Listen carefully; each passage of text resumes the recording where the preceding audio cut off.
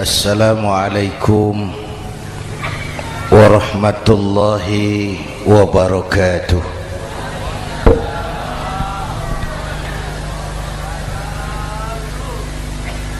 Alhamdulillahi wa kafa, wassalatu wassalamu ala sayyidina Muhammadin al-Mustafa wa ala alihi wa ashabihi ahli sidki wal wafa, amma ba'd. Para ulama, para habaib, para masyayikh yang saya muliakan, yang terhormat Bapak Kapolres dan Bapak Dandim, Sahibul Bait, segenap keluarga besar Pondok Pesantren Raudhatul Muta'allimin Al-Aziziyah,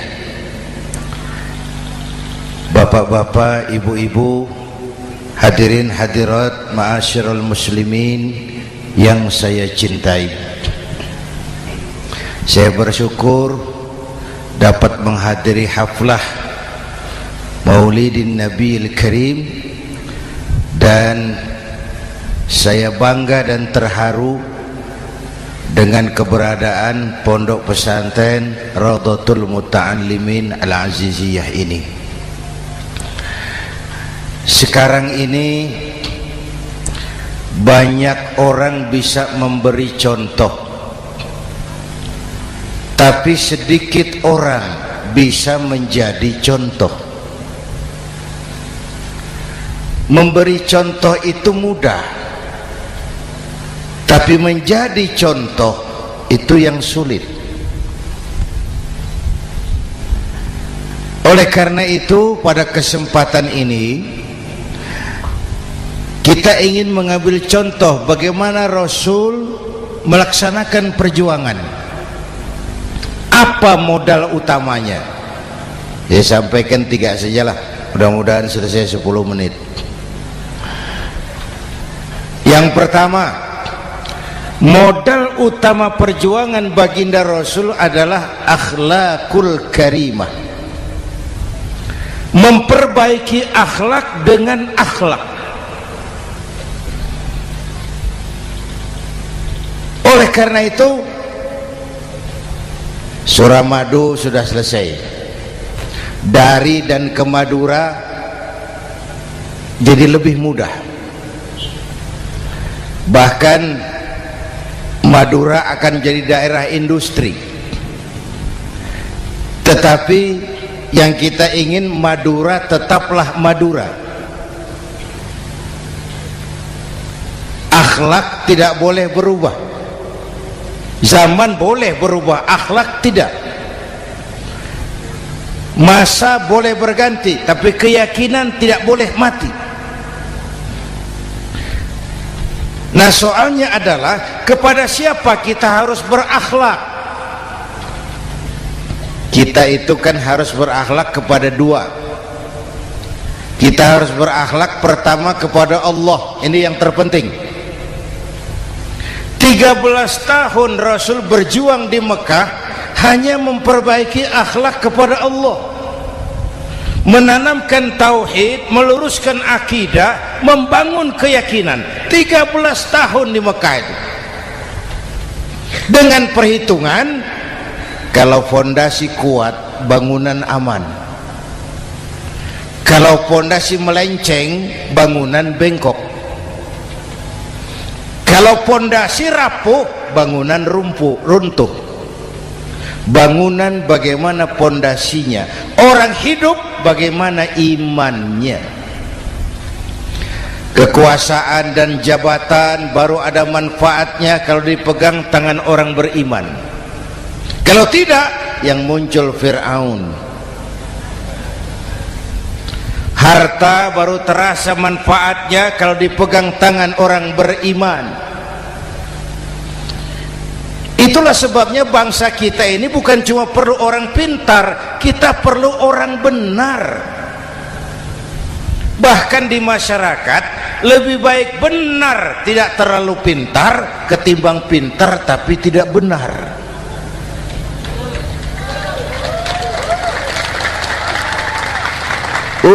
Kalau sudah pintar tidak benar, rusak rakyat itu Pak. Disuruh ngurus beras malah nimbun beras, ya. Disuruh ngurus laut jadi bajak laut. Disuruh ngurus hukum, bikin hukum seperti pisau, tajam ke bawah, tumpul ke atas. Kalau yang kecil salah, hukum cepat-cepat ditegakkan. Yang besar salah, diam pura-pura tidak mengerti. Itu yang melukai rasa keadilan.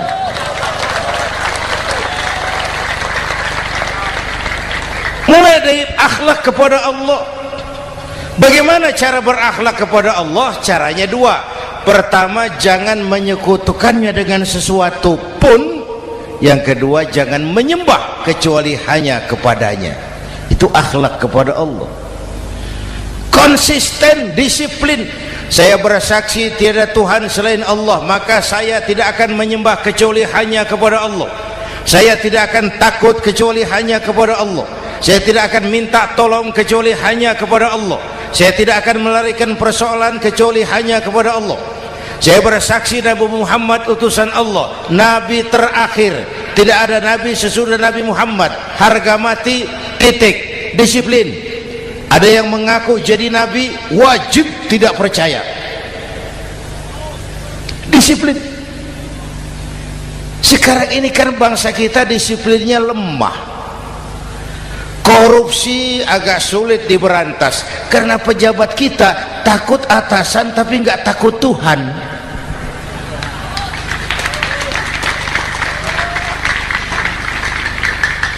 Itu sama dengan anak muda naik sepeda motor ngebut, lampu merah jalan terus, di stop sama polisi. Prit, iya Pak. Minggir, siap. SIM ada Pak. SNK ada Pak. Tahu kau lampunya merah? Tahu Pak. Kenapa lewat terus? Saya nggak tahu, ada Bapak. Itu disiplin kita. Tenang bener jawabnya, kayak orang nggak salah itu.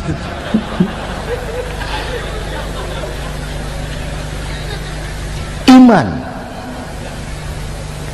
Apalagi belakangan ini saya sering bilang gini Pak, ini humor tapi agak tasawuf. Orang yang paling tenang hidupnya itu tukang parkir. Coba lihat tukang parkir, walaupun mobil banyak, mereknya bagus-bagus, tidak pernah sombong. Tenang ini, tenang. Nanti mobil pergi satu demi satu, habis sama sekali, dia tidak sedih. Tenang. Mobil banyak tidak sombong, mobil habis tidak sedih. Apa rahasianya? Ternyata, nih tasawufnya di sini. Tukang parkir tidak merasa memiliki, tapi merasa dititipi. Wah, itu. Siapa saja yang merasa memiliki, bersiaplah kehilangan, dan itu menyakitkan. Tapi kalau merasa dititipi, jabatan, harta, anak, istri, semua titipan, hiduplah seperti tukang parkir. Pertama, titipan tidak boleh bikin kita sombong. Dititipi kok sombong, tidak pantas ya. Pak Zainuddin titip mobil ya, silakan. Yang punya mobil pergi, saya peteteng. Tidak pantas dititipi kok sombong. Ada orang dititipi jabatan oleh Allah sombong, dititipi sombong. Ada enggak pejabat sombong? Ada, namanya Fir'aun. Itu pejabat-pejabat sombong anak buah Fir'aun semua. Dititipi harta oleh Allah, jadi orang kaya sombong, sama tetangga tidak mau kenal, orang lain kecil semua, jalan tidak injak tanah. kuntilanak. Yang kedua penting, titipan harus dijaga baik-baik. Kalau tidak, yang nitip marah.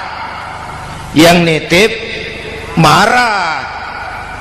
Pak, titip sepeda motor, silakan. Waktu diambil sepeda motor, kaca spion pecah, knalpot hilang, bemper hancur. Marah enggak yang nitip? Marah. Saya kan titip, kenapa enggak dijaga baik-baik? Dititipi harta oleh Allah jadi orang kaya supaya bangun pesantren, bela yatim, santuni yang lemah. Pelitnya 17 setan. Yang nitip marah. Dititipi jabatan oleh Allah isinya korupsi saja, yang nitip marah. Nah, saya mau kasih lihat sekarang. Allah titip Indonesia. Allah titip Indonesia. Hai rakyat, ini Indonesia, aku titip, kata Allah. Sebentar, ada meja mau naik. Silakan Mas. Iklan. Ya, terima kasih. Jangan disangka kalau disediakan air teh pidatonya jadi lama. Dekorasi ini kok. Sampai mana tadi? Hai rakyat, ini Indonesia, aku titip, kata Allah. Ini negara besar dan kaya. Titipan ini ditebus dengan keringat, air mata, darah, dan nyawa. Ini bedanya. Malaysia memang merdeka tapi diberi Inggris. Singapura merdeka diberi Inggris. Indonesia merdeka, keringat, air mata, darah, dan nyawa. Ini negara aku titip, kata Allah. Ini negara besar dan kaya. Buminya subur. Di atas perut buminya segala tanaman hidup. Di bawah perut buminya ada gas, minyak, batu bara. Lautnya kaya, hutannya kaya. Kekayaan negeri ini harus digunakan bagi sebesar-besar kemakmuran rakyat. Itu amanat konstitusi. Disalahgunakan, dikorupsi, yang nitip marah. Yang nitip marah. Kalau dia marah, dia suruh makhluknya yang lain negur. Siapa? Merapi. Bromo, anak Krakatau, itu Merapi demo, Pak. Kalau kita rakyat demo, anak buahnya Pak Danres turun. Tapi kalau Merapi demo, siapa yang mau ngatasi? Mbak Marijan. Selesai. Sekarang Mbah Marijan sudah kumpul sama Mbah Surip di alam barzah, dia sudah ketemu dia. Kata Mbah Surip, tenang Mbah Marijan, tak gendong, aman sudah. Aman sudah. Saya mau bilang Merapi itu makhluk, Krakatau itu makhluk, Bromo itu makhluk. Tidak mungkin makhluk bergerak dengan sendirinya, pastilah ada yang menggerakkan. Maka baik-baiklah sama yang bikin angin supaya bertiupnya sesuai keperluan. Baik-baik dengan yang bikin air supaya datangnya sesuai kebutuhan. Baik-baik sama yang bikin gunung supaya meletusnya pelan-pelan.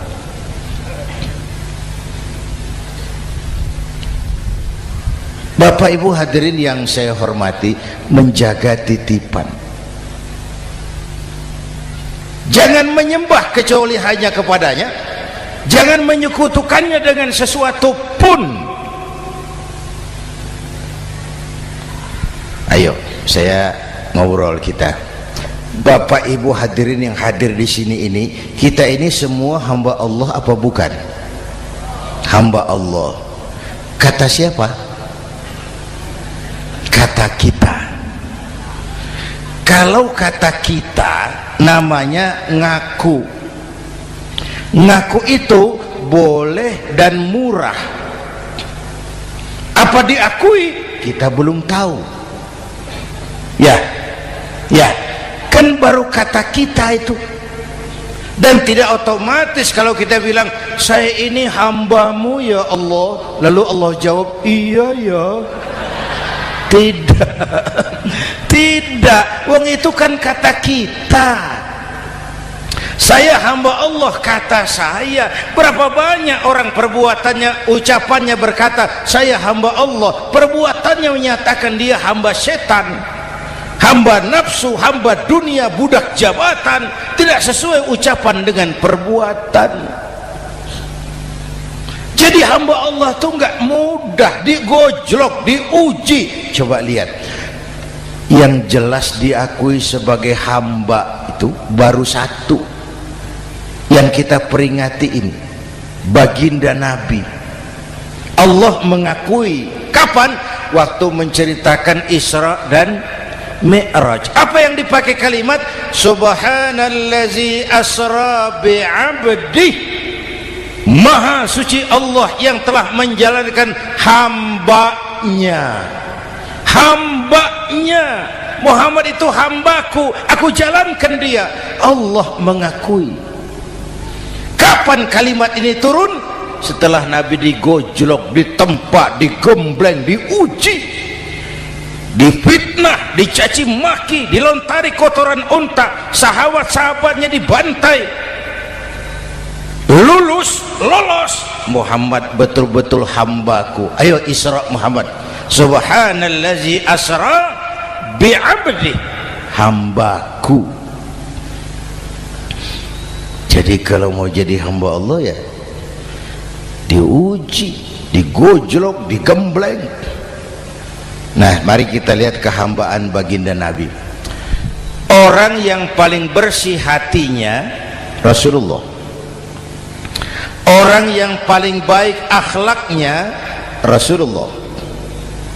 Orang yang dosanya sudah mendapat jaminan ampun Rasulullah.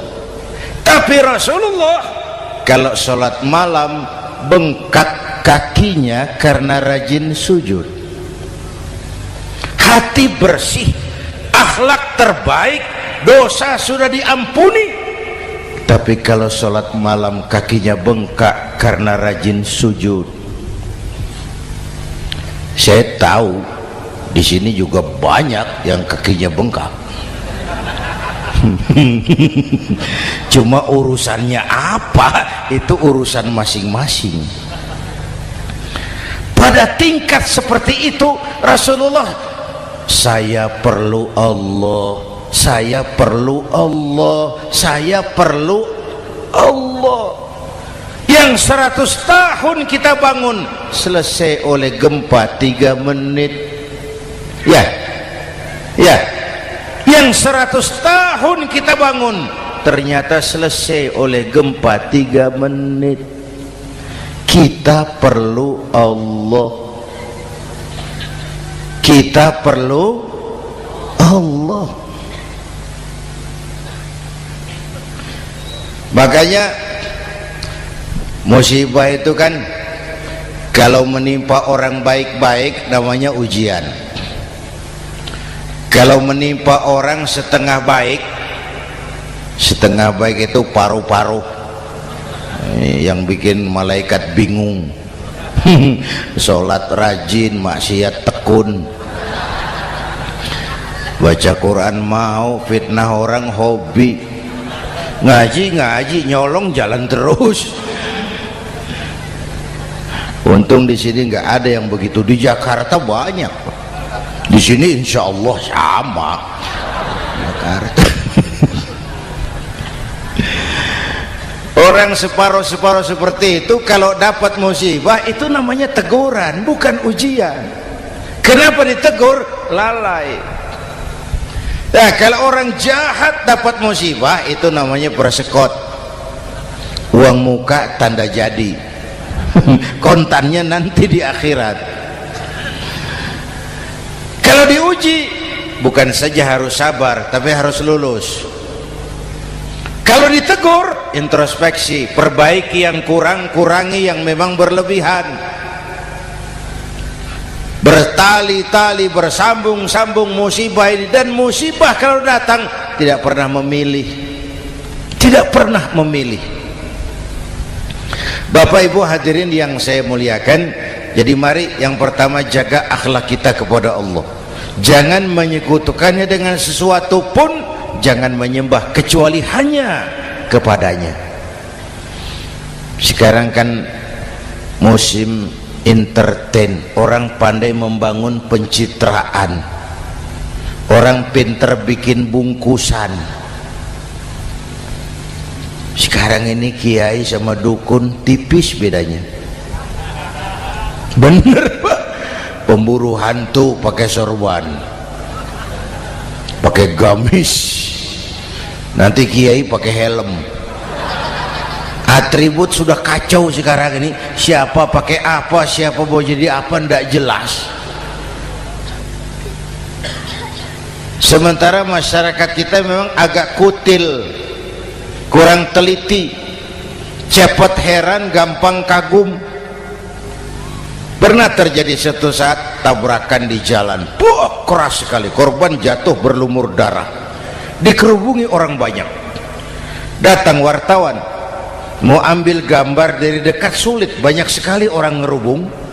Dia cari akal, tolong saya dikasih jalan ke dekat korban. Orang menoleh semua. Saudara siapa? Saya bapaknya korban, katanya. Dia mengaku bapaknya korban. Ya orang minggir semua, minggir, ada bapaknya korban.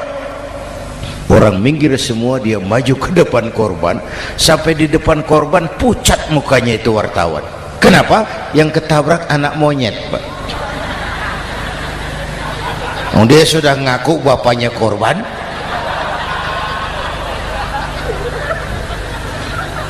Ini cerita pendek tapi pesannya dalam. Kalau belum kenal benar jangan cepat-cepat ngakui. Ya, rakyat harus cerdas sekarang ini. Emas pasti kuning, benar itu? Apa semua yang kuning pasti emas? udah cerdas lah itu, udah cerdas lah itu. Hati-hati, ini zaman pencitraan. Orang pandai bikin bungkusan. Oleh karena itu kita juga harus punya filter supaya tidak hanyut oleh kedangkalan-kedangkalan pencitraan itu. Satu itu akhlak kepada Allah. Yang kedua, kepada siapa kita berakhlak? Kepada sesama manusia. Kepada sesama manusia itu siapa? Pertama, sesama muslim. Malam ini saya hadir di sini, saya tidak merasa tamu. Saya hanya keluarga di tengah keluarganya. Bahwa saya lahir di Jakarta itu sih kebetulan, saya nggak pesan. Yang kita tidak pesan jangan diributkan. Kita nggak pesan. Warna kulit seperti ini kita nggak pesan. Dari suku apa lahir kita nggak pesan. Potongan seperti ini kita nggak pesan. Islam membebaskan manusia dari ras diskriminasi. Pada waktu yang bersamaan Islam mengangkat harkat, derajat, martabat kaum wanita. Ini kasihan dari tadi nggak diajak ngomong nih. Pada waktu yang bersamaan Islam mengangkat harkat, derajat, martabat kaum wanita. Ibu-ibu mestinya lebih terima kasih sama Rasulullah. Sebelum Rasulullah datang, nasib perempuan menyedihkan, dilecehkan, harganya murah. Sebelum Rasulullah datang, murah. Sebelum Rasulullah datang, murah. Coba lihat wanita sebelum Islam, sedih, dilahirkan hanya untuk melahirkan, alat pemuas nafsu. Kalaupun berperan, peranannya cuma segitiga, dapur sumur kasur, kasur sumur dapur. putar-putar di situ saja, tidak usah di Arab, dunia. Di Jawa, raja-raja Jawa sebelum kenal Islam seenaknya ngumpuli perempuan kan, selirnya yang 30, 50. Sultan-sultan di Turki piara harem ratusan orang perempuan. Kaisar terakhir dinasti Ming Cina bangun istana 1000 kamar, istrinya 1000. Innalillahi wa inna. Itu saya coba pikir, raja kalau istrinya 1000, kapan pakai kolor itu raja?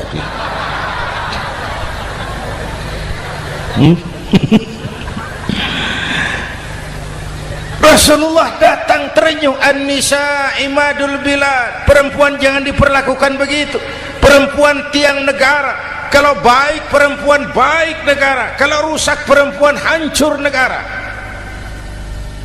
Waktu ditanya, ya Rasul, siapa yang paling harus saya taati di dunia? Ibumu. Setelah itu siapa lagi? Ibumu. Setelah itu siapa lagi? Ibumu. Setelah itu siapa lagi? Bapakmu. Menghargai perempuan, ibumu, ibumu, ibumu, bapakmu. Ibu 3 kali disebut, bapak 1 kali, ibu 3 kali, bapak 1 kali, ibu 3, bapak 1 bapak. Gimana sih ngitungnya jadi kerok begini? Salah ngitungnya, salah.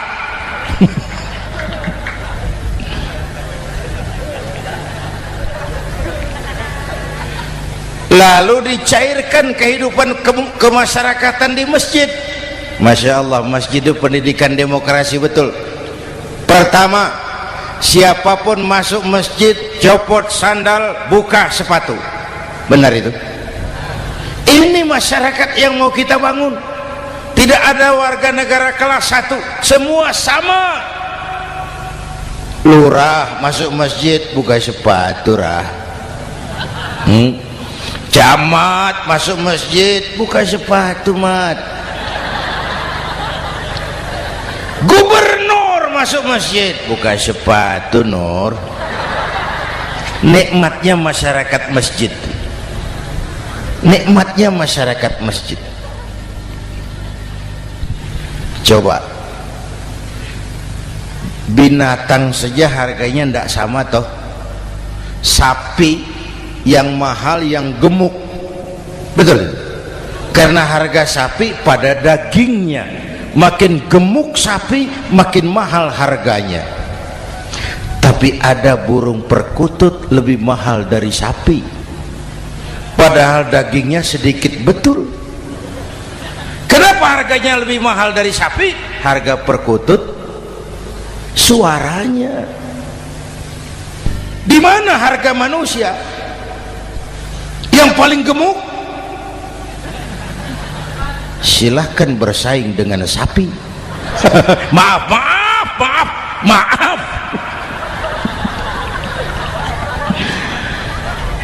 Inna akramakum indallah atqakum. Masyarakat masjid sudah copot sandal, buka sepatu, sudah masuk ke dalam sholat berjamaah. Kalau sudah ke dalam sholat berjamaah, tidak pernah kita usil dari mana orang datang, yang penting kemana dia menghadap. Itu masyarakat masjid. Dari mana kamu? Dari kidul, Pak, madhab ngulon. Kamu dari mana? Dari lor, Pak, madhab ngulon. Kamu dari mana? Dari kulon, madhab ngulon juga. Ini kan konsep bineka tunggal ika. Dari manapun orang datang, apapun warna kulitnya, dari suku apapun ia dilahirkan, kalau akidahnya sama, itu saudara kita. Lalu sholat berjamaah. Apa itu? Hidup bermasyarakat, berbangsa dan bernegara. Harus ada imam, harus ada makmum. Kenapa? Ini saya harus agak hati-hati, pakai sarung angin ini. Apa tadi ngomong apa saya?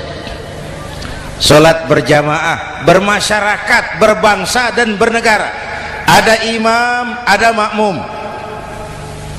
Siapa makmum? Kita ini rakyat. Siapa imam? Para pemimpin negara. Apa bedanya? Imam harus dipilih. Makmum nggak usah. Coba baca kitab fikih yang setebal apapun, nggak ada bab pemilihan makmum. Nggak usah, makmum nggak usah dipilih. Orang buta boleh jadi makmum, orang bisu boleh jadi makmum, tukang mabuk boleh jadi makmum, tapi tidak tiap orang boleh jadi imam. Imam harus dipilih. Siapa yang jadi imam?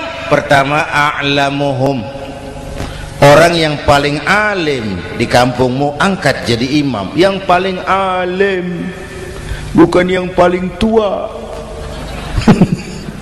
Yang paling alim, tahu urusan, punya konsep, punya visi dan misi, mengerti negara ini mesti dibawa kemana, jalan keluarnya apa, angkat jadi imam.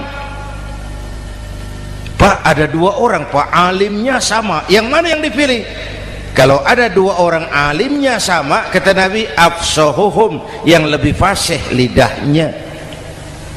Apa artinya fasih? Nyambung sama rakyat, tahu apa yang dimaui rakyat, nyambung. Tidak sah orang fasih bermakmum kepada imam cedal.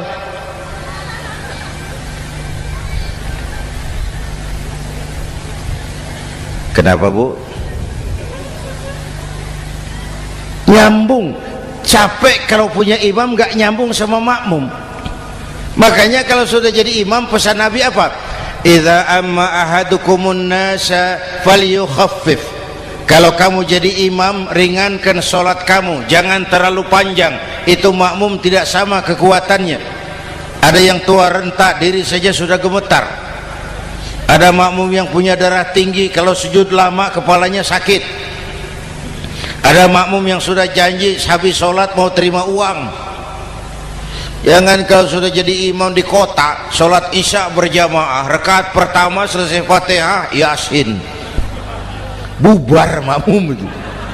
Jadi imam jangan terlalu lama, kayak Husni Mubarak tuh kelamaan jadi imam 30 tahun, rakyat capek.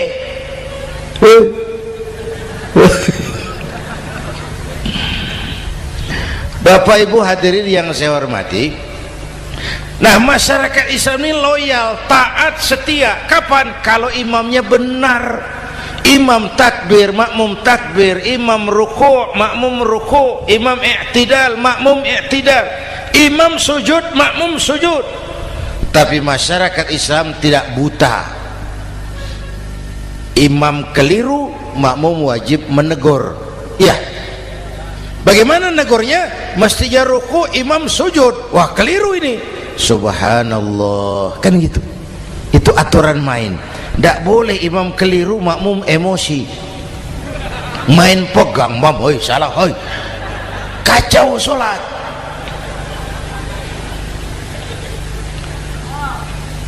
Imam buang angin, apa makmum lalu berkata, demi kesetiaan saya kepada imam, imam buang angin, saya lebih keras lagi. Goblok. Iyyaka na'budu wa iyyaka nasta'in. Sampai situ imam buang angin, minggir. Tidak usah ribut. Yang di belakang satu orang maju ke depan, lanjutkan pekerjaan imam. Yang penting imam tahu diri, buang angin, minggir. Ini negara rusak karena imam sudah buang angin, tenang aja, kayak orang nggak salah itu loh.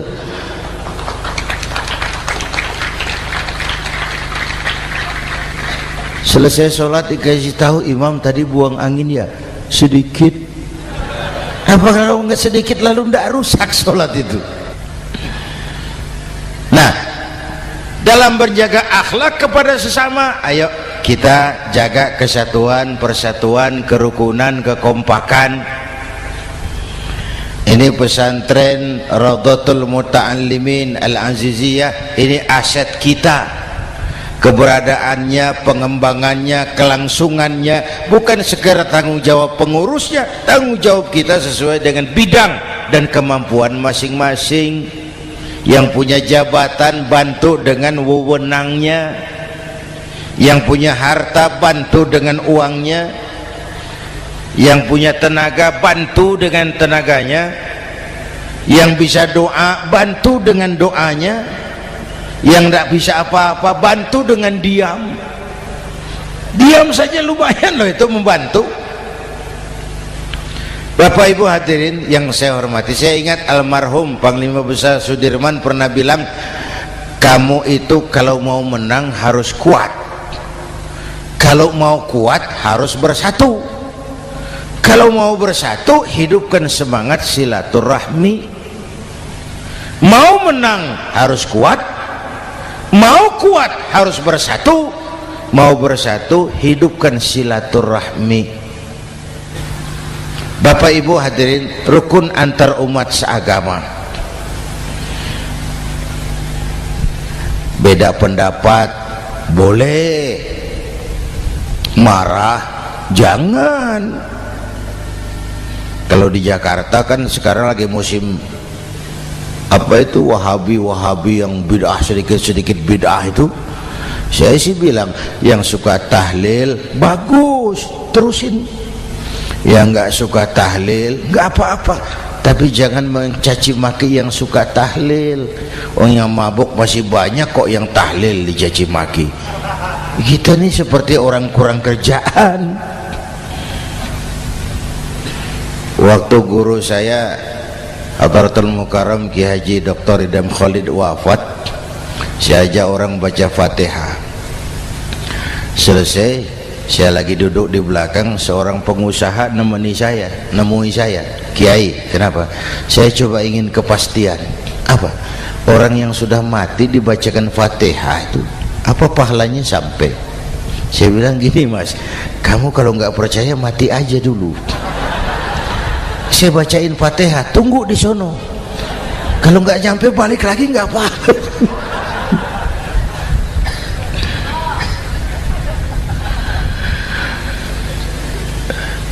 Depan rumah saya itu ada masjid, Pak, pakai beduk seperti itu. Ada teman saya, Kiai, pakai beduk masjidnya. Iya pakai. Kan Rasulullah tidak pakai. Tidak memang. Bid'ah tuh. Loh, siapa bilang? Beduk itu bukan agama, itu budaya, tanda masuk waktu. Bukan manggil orang sholat. Manggil orang sholat pakai azan. Tanda masuk waktu, itu hebatnya Wali Songo, pakai beduk. Kalau nggak mau pakai beduk boleh, teriak-teriak juga boleh. Maghrib, boleh. Tapi Wali Songo kan bijaksana, pakai beduk saja, sekali pukul satu desa dengar. Itu bijaksananya dakwah Wali Songo. Kalau beduk dianggap bid'ah, miskin kita. Itu budaya. Seperti sepeda motor, itu budaya.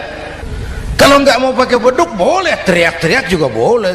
Maghrib, boleh. Tapi Wali Songo kan bijaksana, pakai beduk saja, sekali pukul satu desa dengar. Itu bijaksananya dakwah Wali Songo. Kalau beduk dianggap bid'ah, miskin kita. Itu budaya. Seperti sepeda motor, itu budaya. Kalau beduk dia nggak bid'ah, sepeda motor bid'ah tuh.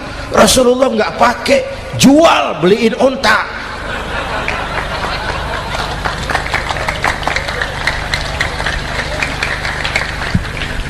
Ayo cari persamaan, jangan memperbesar perbedaan. Hormati pendapat orang kalau pendapat kita juga ingin dihormati. Kasus Ahmadiyah meledak lagi di Cikesik, Banten. Lalu pendekar-pendekar HAM menganggap itu tirani, mengganggu kebebasan beragama. Dia lupa bahwa Ahmadiyah masalahnya bukan kebebasan beragama, tapi penodaan terhadap agama. Kalau kebebasan beragama sih umat Islam welcome. Orang mau Hindu, mau Buddha, mau Kristen bebas memilih agamanya masing-masing. Tapi ini kan Ahmadiyah lain, ngakunya Islam tapi ada nabi lagi sesudah Nabi Muhammad, namanya Mirza Ghulam Ahmad, asal dari India. Saudara hadirin yang saya hormati, ini yang prinsip penodaan terhadap agama. Kalau nggak ngaku Islam nggak masalah.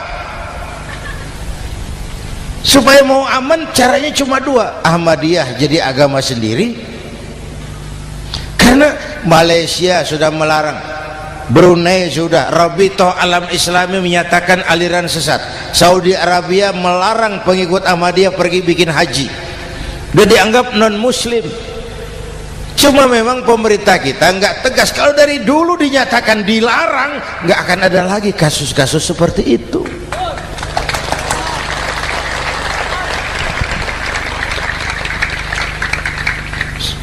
Nah, selain itu kita umat juga harus disiplin.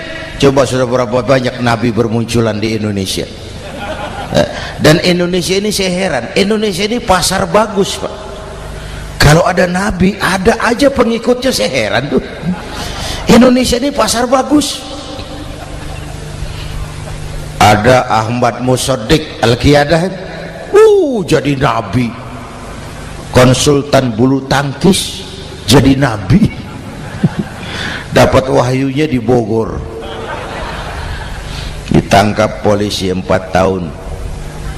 Muncul lagi di Bandung, namanya Sayuti, tukang cukur, ngaku dapat wahyu jadi nabi, ditangkap polisi lagi 2 tahun. Di Malang Ustadz Roy, ya sebenarnya petinju, dia masuk Islam, mu'alaf, belajar Islam tidak pakai guru, diutak-atik ayat Quran. Sholat kita harus mengerti artinya, maka sholat boleh pakai bahasa masing-masing. Ramai masjid. 2 tahun penjara. Di Jakarta muncul lagi Lia Edan, ngaku Jibril, ditangkap juga oleh polisi. Kita salut sama polisi kita lah, bukan cuma teroris, Jibril ditangkap Pak Kapolres. Saya bilang sama teman-teman polisi, untung dia ngaku Jibril, Pak. Coba kalau dia ngaku Israel, lebih gawat itu.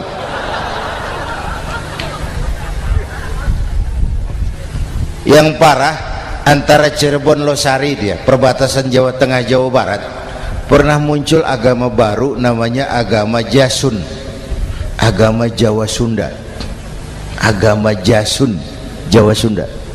Yang jadi nabi Tugimin. La haula wala quwata. Saya bilang ini jangan jadi nabi, jadi kiai juga nggak angker ini. Al Mukarram Bapak Kiai Tugimin, nggak enak. Yang lebih nggak enak selawatannya loh itu. Kalau kita kan tadi nikmat tuh, ya Habibi ya Muhammad, nikmat rasanya tuh.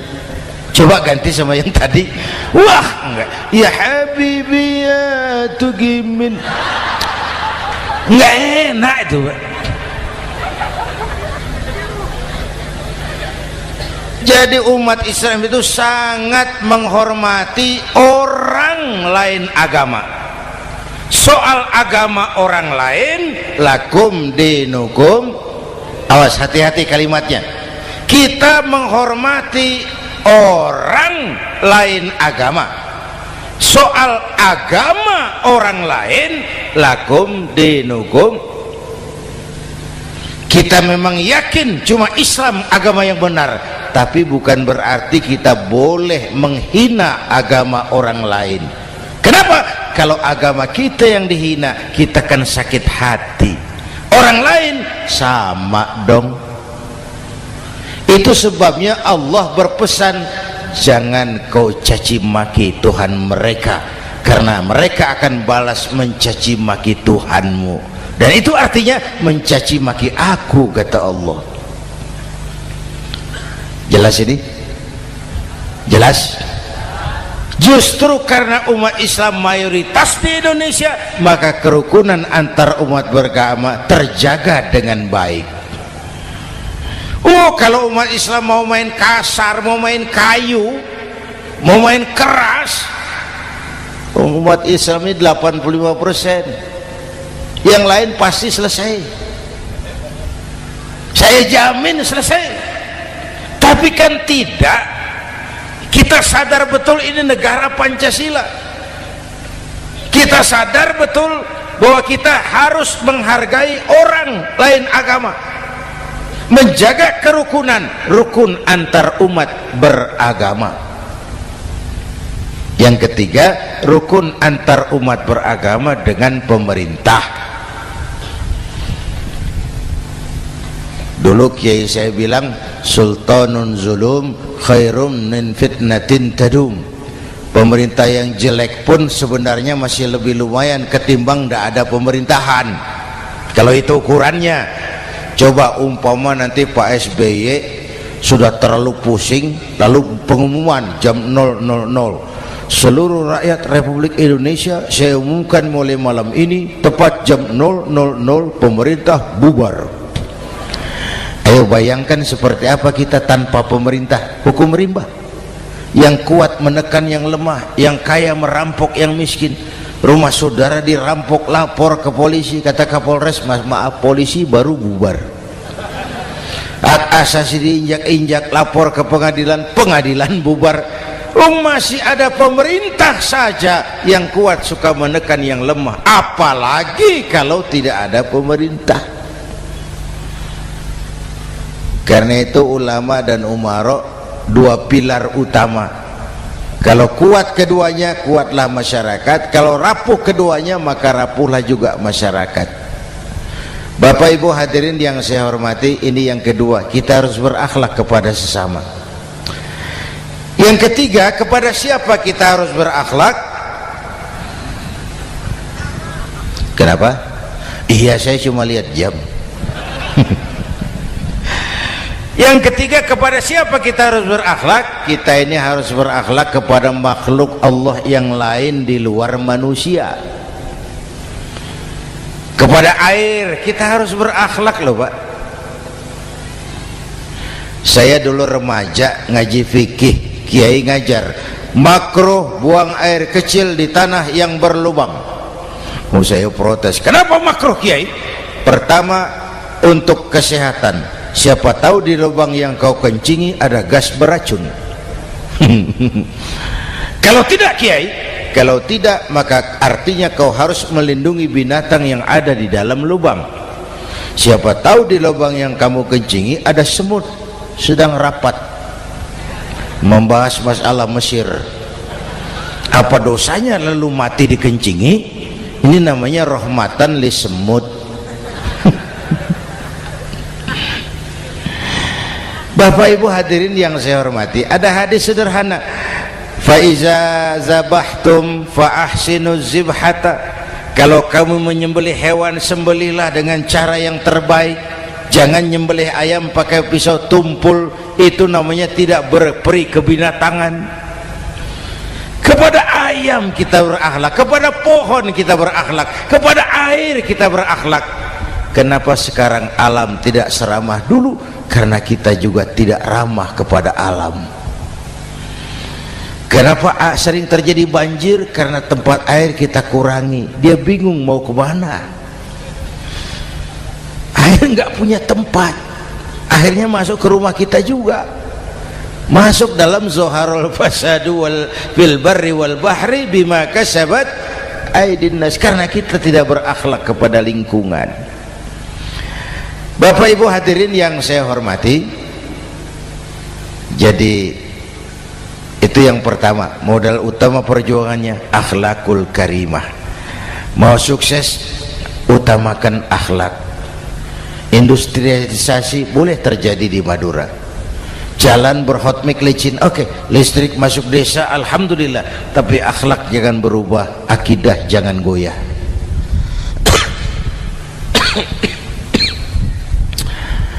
Teknologi tidak bahaya, yang bahaya orang yang menggunakannya. Wayang itu yang namanya cepot, itu bisa selawat badar kalau yang megang Anom Suroto. Cepot bisa selawat badar kalau yang megang Anom Suroto. wayang bagaimana dalangnya, teknologi bagaimana orang yang menggunakannya. Satu. Yang kedua, yang kita contoh dari baginda Rasul, beliau itu sejak kecil tidak dimanjakan, Pak. Lahir ke dunia tidak sempat melihat wajah bapak. Umur 6 tahun ditinggal ibu. Umur 9 tahun ngembala kambing, berniaga ke Syam. Syam itu Syria sekarang. Umur 9 tahun bisnis lintas negara dari Saudi ke Syria. Remaja tidak dimanjakan, kerja keras, peras keringat, banting tulang, tidak ada pekerjaan halal yang hina. Lahir pribadi yang tegar, mental yang tahan banting, manusia yang tidak cengeng karena sejak kecil ditempa oleh kesulitan. Jadi gini, orang itu kalau biasa susah, ketemu susah, ndak kaget, Pak. Mentalnya kuat. Saya santri biasa makan kangkung, datang ke rumah teman dikasih kangkung, loh makanan saya ini, dikasih daging ayam, nambah. Orang tuh kalau biasa susah enak. Saya santri biasa tidur di masjid, disuruh nginep di hotel, pules, Pak. Tapi yang biasa tidur di hotel suruh nginep di masjid, encok. Hidup ini perjuangan, mau sukses harus berani susah. Jangan seperti dulu nih cerita santri. Ada santri beternak lebah, ambil madunya itu. Satu hari dia mau periksa sarang lebah, naik ke pohon pakai tangga, pakai sarung biasanya santri.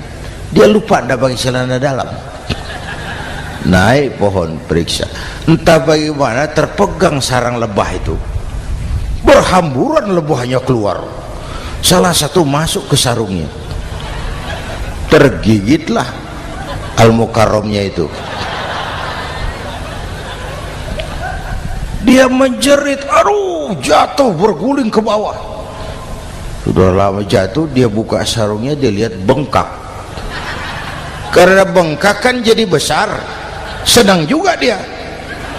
Dia berdoa, ya Allah, hilangkan sakitnya, biarlah bengkaknya. Ini kan, ini doa orang nggak konsekuen. Bengkak dan sakit itu paket. Mau bengkak ya harus berani sakit. Masa sakitnya bengkaknya mau, sakitnya nggak mau. Itu satu itu. Yang kedua, kita ini sering kalau punya cita-cita sering seperti rapat tikus. Satu hari sekelompok tikus rapat paripurna tikus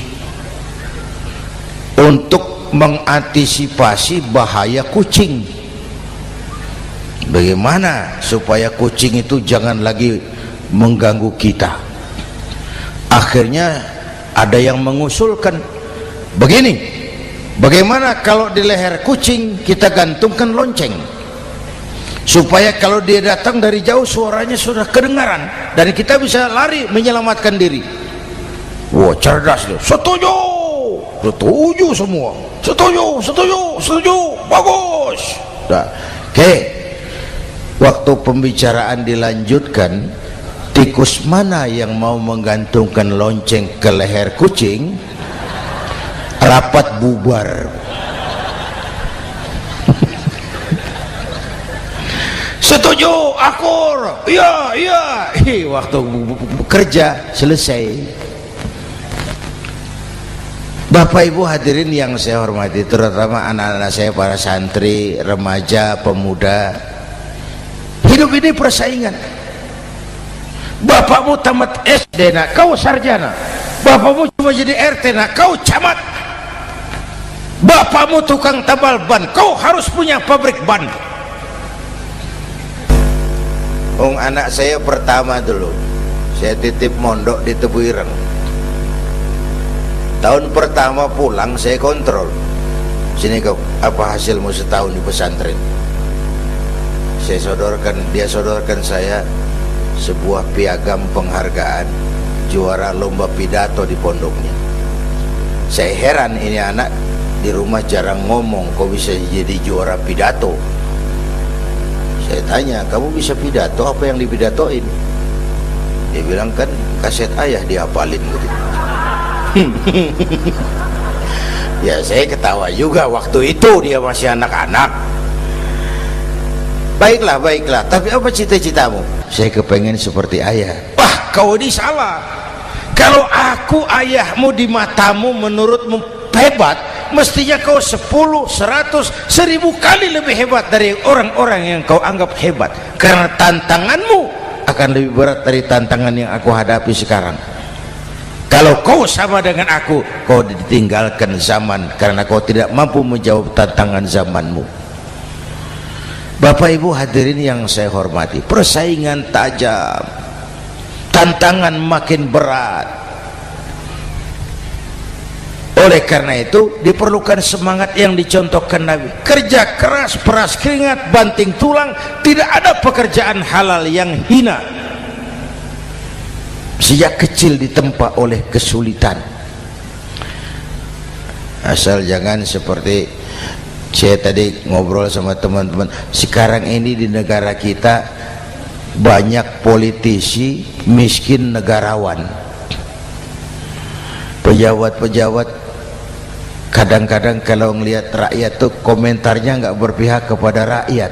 Saya ingat waktu Mentawai dihantam gempa, Nias hancur, infrastruktur hancur, rumah rakyat luluh lantak. Ketua DPR Pak Marzuki Ali bilang, bagaimana itu rakyat? Ya itu resikonya punya rumah di pinggir laut. Waduh, ini bukan komentar pemimpin, rakyat lagi susah kok dibilang kayak gitu. Saya prihatin dengan ucapan kayak gitu. Waktu cabai 100.000, di sini berapa sekarang? Sama ya. Waktu cabai mahal, ada pejabat bilang, rakyat suruh nanam cabai aja di halaman rumahnya. Ini kan nggak solutif dan nggak cerdas. Cabai naik, rakyat suruh nanam cabai. Nanti beras naik, rakyat suruh nanam padi. Yang saya khawatir kalau telur mahal, apa rakyat suruh betelur gitu? Ini kan nggak cerdas dan nggak solutif. Bapak Ibu hadirin yang saya hormati, apalagi tadi sudah saya bilang di awal, kita ini bangsa yang ditempa oleh kesulitan. Mau merdeka saja dengan keringat, air mata, darah dan nyawa. Kita tidak boleh cengeng menghadapi kesulitan ini. Tegar, tahan uji, tahan banting, dan seterusnya. Itu hal yang kedua. Yang ketiga, terakhir, Rasulullah itu sosok yang ibadahnya luar biasa. Tadi sudah saya jelaskan sebagian. Ibadahnya luar biasa. Ayo kita bantu keamanan negeri kita ini. Dengan apa? Istighfar. Wa ma kana Allahu mu'adzibahum wa hum yastaghfirun. Allah tidak akan turunkan bencana selagi di tengah mereka masih banyak orang-orang yang istighfar. Rasulullah yang dosanya sudah diampuni sehari 100 kali istighfar. Ayo kita ngobrol ini. Pak,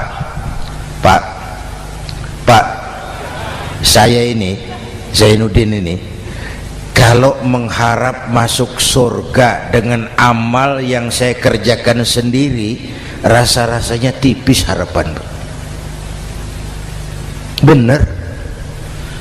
Sholat saya berapa banyak saya tahu, sedekah saya berapa duit saya tahu, dosa saya berapa banyak saya tahu.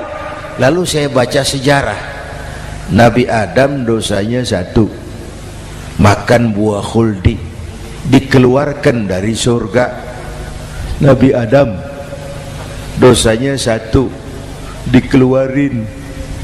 Kita dosanya banyak, kepengen masuk. Ini nggak nyambung ini. Nabi Adam dosanya 1, dikeluarin dari surga. Kita dosanya banyak, kepengen masuk. Nggak nyambung. Apa yang bikin saya besar hati? Apa yang bikin saya optimis? Ada dua, Pak. Pertama yang disebut rahmat Allah, yang kedua disebut syafaat Rasulullah. Dua itu, Pak. Oh, kalau kita ini insya Allah nanti sampai ke surga, amin, amin. Kalau kita ini sampai ke surga, Pak, saya jamin itu bukan karena amal kita, itu karena rahmatnya Allah. Ndaklah seberapa banyak sih amalan kita mau menggapai surga. Kalau bukan karena rahmatnya Allah, sulit sampai ke sana. Hei manusia, dosamu besar, tapi lihat rahmatku lebih besar. Hei manusia, salahmu banyak, tapi ampunanku lebih banyak. Kau nangis di hadapanku, aku senyum melihatmu. Kau berjalan menujuku, aku berlari menyambutmu. Istighfarnya sehari 100. Lalu ada hadis qudsi, inni la ahammu bi'adzabi ibadi. Kadang-kadang aku pengen turunkan azab, bencana kepada manusia, tapi ketika aku melihat 3 perkara, murkaku surut, bencana aku tarik kembali. Coba perhatikan hadis kursi ini. Allah mau marah hendak jadi, bencana ditarik, musibah diangkat. Kenapa? Ada yang meredam murka Allah. Allah enggak jadi marah. Siapa? Pertama, suyukhan rukka. Aku lihat orang-orang tua tengah malam sujud sambil berlinang air mata, nangis di hadapan Allah. Itu kita hutang jasa loh, Pak, sama orang-orang yang tengah malam sujud nangis di hadapan Allah. Lihat yang begitu Allah tidak jadi marah.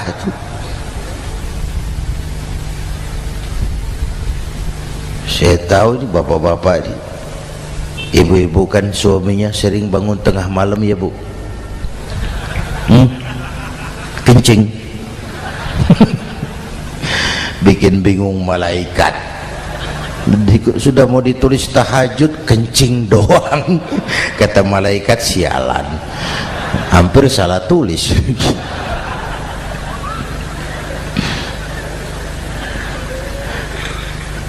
Aku lihat orang tua tengah malam sujud sambil berlinang air mata. Lalu aku lihat bayi-bayi tanpa dosa masih menyusu, sibyanan rudda. Bayi-bayi tanpa dosa masih menyusu, suci bersih, belum ternoda. Wa bahaiman rudda. Dan aku lihat binatang ternak melata mencari makan, kambing mudah cari rumput, alam terjaga keasriannya. Bagaimana bencana nggak mau nambah? Kita mengamalkan hadisnya juga terbalik. Yang diminta itu orang tua tengah malam sujud, bayi tanpa dosa nyusu. Sekarang bayi tanpa dosa dibuang ke tempat sampah gara-gara orang tua tengah malam nyusu. Terbalik namanya.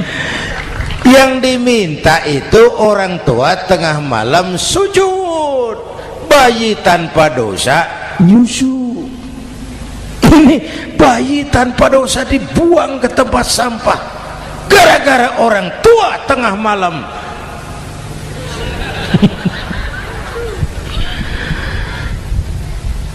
Bapak Ibu hadirin yang saya hormati, rahmat Allah kita perlu. Yang kedua, syafaat Rasulullah. Mari saya cerita syafaat sedikit. Ini sudah jam 00:05 ya. Ini kalau hitungan Indonesia ini sudah ganti hari, Pak. Jadi inilah ceramah terpanjang di dunia. Bayangkan saya pidato dari hari Selasa sampai hari Rabu.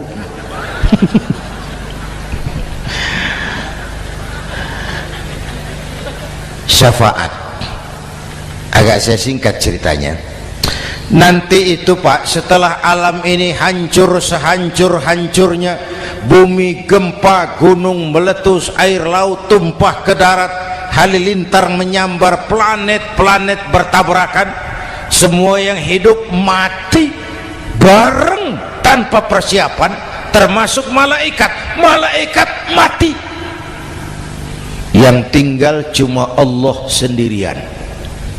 Yang lain hancur semua, tinggal Allah sendirian. Allah patroli, berseru-seru, limanil mulkul yaum, ahai, siapa penguasa hari ini? Mana Fir'aun yang ngaku Tuhan, nongol kalau memang Tuhan. Mana Abrahat, mana Namrus, mana itu Benito Mussolini, mana itu Adolf Hitler, mana itu Hosni Mubarak. Penguasa-penguasa yang ngaku berkuasa, nol kalau memang penguasa. Gak ada yang jawab, Pak, semua sudah rebah. Allah lalu berkata, la ilaha illa ana. Ternyata tidak ada Tuhan lain selain aku. Allah sombong waktu itu. Kalau Allah sombong itu pantas. Hadis qudsi mengajarkan al-kibriya'u libasi, sombong itu pakaianku, kata Allah. Cuma aku yang pantas pakai. Kamu manusia nggak pantas pakai pakaianku, kebesaran. Pakaian Allah mau dipakai, sombong itu pakaian Allah, cuma Allah yang pantas pakai. Nanti itu yang pertama dihidupkan bukan kita, malaikat dihidupkan lebih dulu. Tiupan pertama, malaikat hidup semua, diatur panitia akhirat. Yang nyambut tamu siapa, yang pimpin marawis siapa, Malik siap, sediakan neraka. Aku mau bakar itu bajingan tengik yang waktu di dunia nggak mau sujud, jauh dari ulama, tinggal di masyarakat jadi biang kerok, sama yatim kejam. Sediakan neraka. Baik, Ridwan, iya, sediakan surga. Aku mau balas hamba-hambaku yang waktu di dunia rajin sujud, dekat dan cinta kepada ulama, santun kepada yatim, suka menolong orang yang memerlukan pertolongan. Baik, Jibril, Mikail, iya, ke surga. Untuk apa ya Rabb? Ambil kendaraan bernama Buraq, turun ke alam, cari di mana kubur kekasihku Muhammad, bangunkan dari kuburnya, bawa ke surga. Turun Jibril dan Mikail, cari kubur Nabi. Wong alam sudah hancur-hancuran, jangan cari kuburan, cari bangkalan aja nggak ketemu. Bingung dua-dua. Jibril, sebelah mana kubur Nabi? Nggak tahu Mikail. Lalu dua-duanya sujud mohon pertolongan Allah. Dengan izin Allah terbuka kubur Nabi. Allahumma sholli alaihi wa ala alihi. Bangun dari tidur seperti orang bangun dari kubur, seperti orang bangun tidur. Nabi mengusap mata, menoleh ke kanan Jibril, menoleh ke kiri Mikail. Lalu tanya, ayu yaumin hadza ya Jibril? Ini hari apa Jibril? Ini hari apa? Hadza ma wa'ada ar-Rahman. Ini hari yang dijanjikan Allah Muhammad. Ini kiamat. Kiamat Jibril? Kiamat. Jibril, kalau memang ini hari kiamat, aina ummati? Umat saya mana Jibril? Umat saya mana? Allah karim. Belum pernah saya lihat di dunia ada satu pemimpin yang begini besar cintanya kepada umatnya seperti baginda Rasul.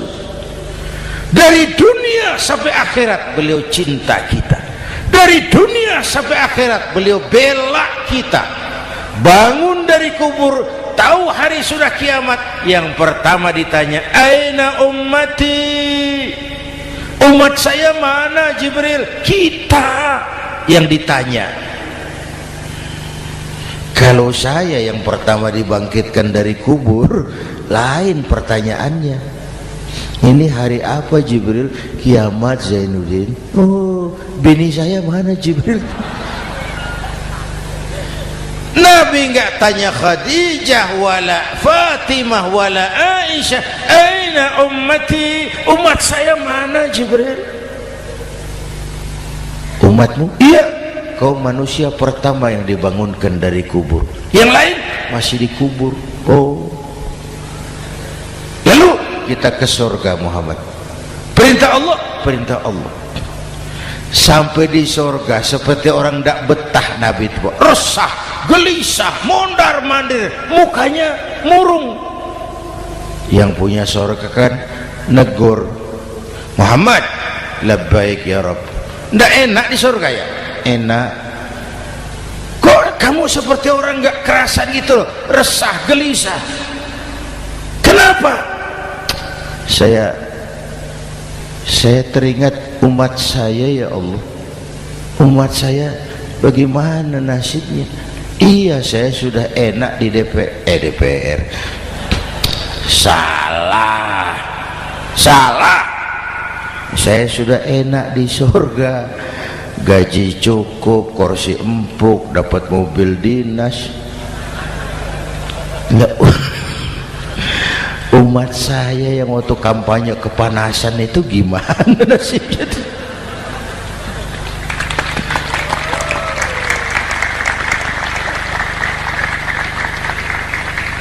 Makanya dulu di Senayan, di depan kantor DPR tuh banyak tukang kaca jualan di situ. Saya bilang ini tukang kaca pintar dagangnya di situ. Pas, maksudnya supaya yang mau berkantor di situ ngaca dulu. Ya, wakil lurah pasti tidak lebih tinggi dari lurahnya. Wakil camat tidak lebih tinggi dari camatnya.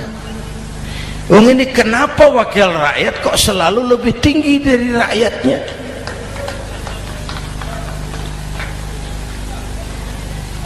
Kan yang memberikan mandat kita rakyat. Kemerdekaan bertujuan mengantarkan rakyat ke gerbang kesejahteraan, lalu rakyat mempercayai tugas itu kepada pemerintah dan wakilnya di DPR.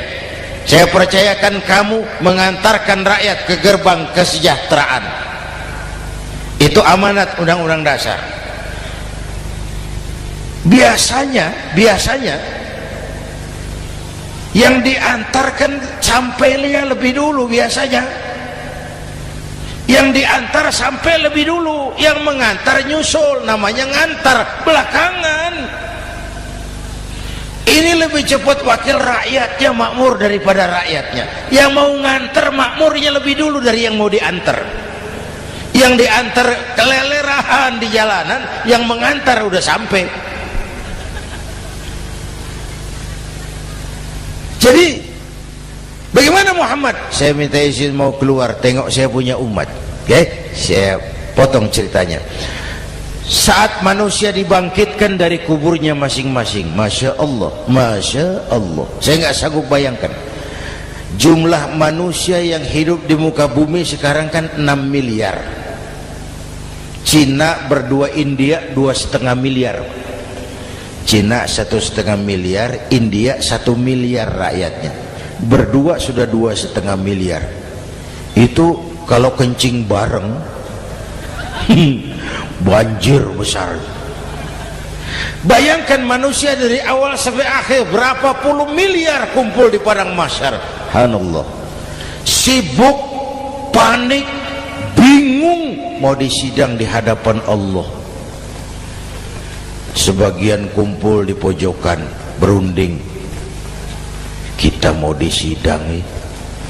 Terus ayolah kita cari bantuan. Kemana? Adnan Buyung. Begini. Kita ini kan anak cucu Nabi Adam. Pantas dong kita minta tolong sama beliau. Yuk, setuju. Berangkat cari Nabi Adam. Ya Adam, anta abal bashar. Adam, tuan datuknya manusia. Kami cucu kamu, anak turunan kamu mau disidang. Tolong kami Adam, tolong. Kata Nabi Adam, Quraisy mas, rombongan Jawa aku naik mumet lagi sama Nabi Nuh saja.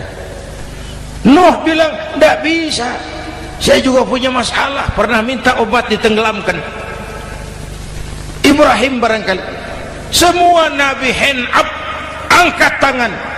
Dikala itu yauma la yanfa'u malun wala banun, di mana harta tidak ada lagi artinya, anak-anak tak jadi beban, tiap orang sibuk dengan urusannya sendiri-sendiri. Saat itu ada satu pemimpin, Allahumma salli alaihi wa ala alihi, diizinkan Allah. Dikala semua nabi yang lain angkat tangan hand up, beliau malah ummati ana laha, ta'ali ummati, ta'ali ummati, umatku sini, umatku sini. Beliau memanggil-manggil umatnya. Yang bagaimana yang dipanggil? Ada hadis, inna ummati ya'tuna yaumal qiyamah ghurran muhajjalin min atharil wudu. Umatku besok di akhirat datang menghadap Allah dengan muka bersinar-sinar karena sering wudu. Sering wudu kan sering sujud. Masa cuma wudu tapi enggak sujud? Itu nanti ndak usah mengaku Rasul yang panggil, sini umatku. Tapi kalau muka enggak pernah wudu, enggak pernah sujud, merangkak di depan Nabi, saya umatmu ya Rasul. Kata Nabi, umat saya enggak ada yang kumbal gini. Dikala itu beliau berkenan memberikan syafaat. Syafaat itu saudara-saudara, saya pakai sarung, sobek sedikit, syafaat itu nambeli gitu loh. Salat saya kurang sedikit, sedekah saya campur riak sedikit, puasa saya tidak ikhlas sedikit, ditutup dengan syafaat. Saya mau dagang, perlu modal 20 juta, saya punya uang 15 juta, yang 5 juta syafaat. Jadi harus ada modal. Kalau sholat tidak pernah, sedekah tidak pernah, lalu syafaatnya dari mana? Yang dapat tambelan itu yang punya sarung bolong, punya sarung sobek, ditambal dengan syafaat. Lah kalau tidak ada sarung, apa yang mau ditambal? Ya. Nah, mudah-mudahan kita semua mendapat rahmat Allah dan mendapat syafaatnya Rasulullah Sallallahu Alaihi Wasallam. Bapak Ibu hadirin, sudah 7:30 lewat 4 jam. Saya pun kangen, tapi hari sudah larut. Insya Allah lain kesempatan kita jumpa lagi. Terima kasih kepada Al-Mukarramun, para ulama, para habaib, pengasuh pesantren Raudhatul Muta'allimin Al-Aziziyah, dan semua yang hadir. Mudah-mudahan yang saya sampaikan ada manfaatnya. Usikum wa iyaya bitaqwallah. Aqulu qawli hadza fa astaghfirullahal azim li wa lakum. Wassalamu alaikum warahmatullahi wabarakatuh.